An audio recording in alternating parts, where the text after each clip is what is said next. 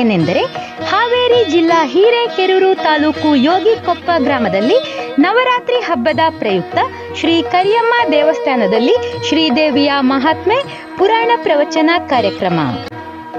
ಶರಣು ಶರಣು ಜಯ ದುರ್ಗೆ ಸರ್ವಶಕ್ತಿ ಜಗನ್ಮಾತೆ, ಶರಣು ಶರಣು ಜಯ ದುರ್ಗೆ ಸರ್ವಶಕ್ತಿ ಜಗನ್ಮಾತೆ.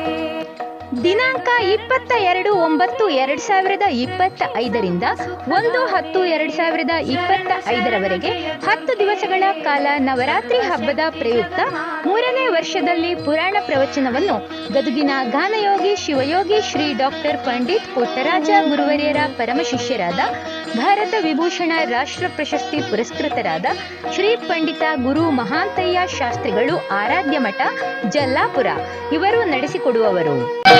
ಮಂಗಳವಾರ ಸುಮಂಗಲೆಯರು ನಿನ್ನಯ ನಾಮವ ಭಜಿಸಿರಲು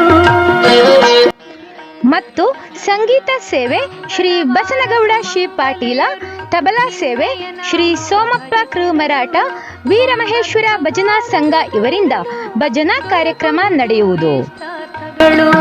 ಶರಣು ಶರಣು ಜಯ ದುರ್ಗೆ ಸರ್ವಶಕ್ತಿ ಜಗನ್ಮಾತೆ.